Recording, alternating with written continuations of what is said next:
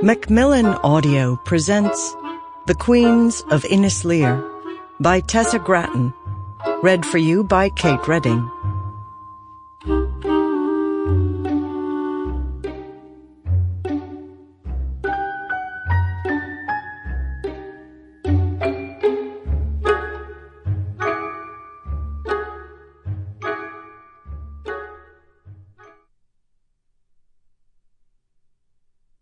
Part 1.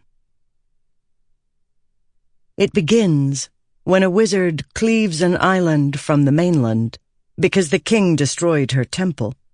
The island is raw and steeped in her rage, making the people who grow up there strong and sharp and ever quick to fight. Mountains claw upward in the north, and a black river gushes south and west, spreading fingers east into smaller streams that trip through the center of the island. The rush of water gathers up all the trees and flowers, giving them the blood to grow wild and tall, feeding the roots until they dig through the rock itself. Where roots merge with stone, new clear springs are born. The people build stone shrines around these root waters, making holy wells in which to bless themselves, their life rituals, and their intentions. Soon these wells are the centers of towns, and at the heart of every fortress or castle, connecting the people always to the blood of the island. Lords from each quarter of the land come together to build a cathedral in the White Forest, where their 4 domains kiss. That is the heart of the island.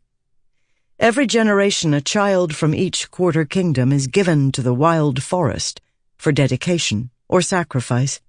One lord offers his firstborn, and that is a beginning too, the beginning of a line of wizards so strong the other lords rise up together and bury the ashes of the unruly family in salt water sand.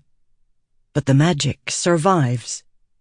For centuries after, the island bristles and growls, all wind and scoured moors, valleys of pasture lined with protective oak forests, and the jagged north mountains break for rubies, and the western cliffs gleam with copper. There is iron in the southern marshes, too, raw mineral that whispers to those who can hear, and when it is forged with magic, it never cracks. The root wells run strong, and the thin earth is more fertile than it should be, and so the island thrives, fed on the blessing of star prophecies and the teeming love of the roots. It begins when a lord of the island reads ambition's reward in his stars and rallies the strength of iron and wind to defeat his rivals, uniting all under one crown. He calls himself Lear, after the wizard who cleaved the island. In her honor, he raises a great fortress in the north, along the shores of a black lake so deep, many call it the island's navel. He crowns himself on the longest night, the holiest time for star prophecy, offers his blood and spit to the island's roots, his breath to the birds and the wind, his seed to the iron, and his faith to the stars. It begins far away from the furious island, in a place so different in name and air that the one could not recognize the other as being born both of the same earth.